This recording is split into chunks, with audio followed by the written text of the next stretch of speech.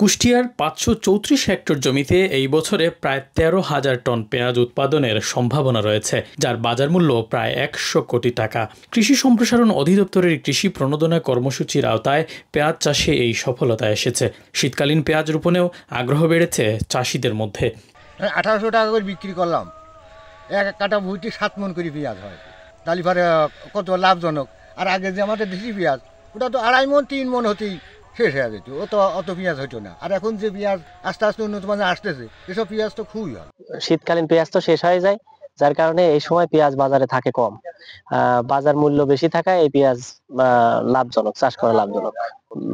অন্যান্য পেঁয়াজ মনে করেন যে হালি পেঁয়াজ যেটা আমরা বলি, সেটা বিঘা প্রতি সর্বোচ্চ ৮০-৯০ মণ হয়। আর গ্রীষ্মকালীন পেঁয়াজটা নাসিকেন 53, এটা ১৫০ মণ, ১০০ থেকে ১৫০ মণ ফলন হয় আর কি। এই পেঁয়াজের যখন দানাটা দেওয়া হয় তখন অত্যন্ত বৃষ্টি থাকে, আর এই বৃষ্টির কারণে এই দানাগুলো দেওয়াটা একটু কঠিন হয়। উপরে আপনার ওই সামিয়ানাটা দিয়ে যদি এটা করা যায়, তাহলে আপাতত একটু কষ্ট হলেও ওই দানাটা করিয়ে যদি লাগাতে পারে তাহলে খুব সুন্দর হয়।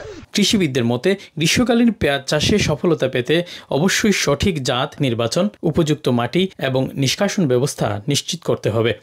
এছাড়া সময়মতো বীজ বপন ও চারা রোপণ করা এবং প্রয়োজন অনুযায়ী সার ও সেচ প্রদান করা অত্যন্ত জরুরি। সঠিকভাবে চাষ করতে পারলে এই পদ্ধতিতে ভালো আয় করা সম্ভব।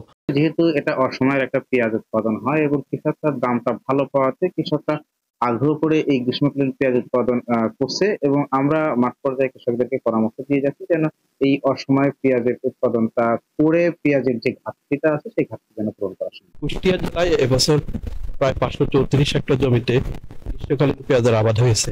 সরকার বিভিন্ন প্রশিক্ষণ এবং উপকরণ সহায়তা, বিশেষ করে বীজ এবং সারের উপকরণ সহায়তা দিয়ে থাকে, এবং এটা একটা সুবিধা এই কারণে যে এই সময় গ্রীষ্মকালীন পেঁয়াজটা হারভেস্টিং হচ্ছে, এই সময় পেঁয়াজের বাজার মূল্য খুব ভালো থাকে এবং কৃষক এটা চাষ করে খুব খুশি, এবং হেক্টর প্রতি প্রায় ২০ টন বা আরো বেশি ফলন হয়ে থাকে।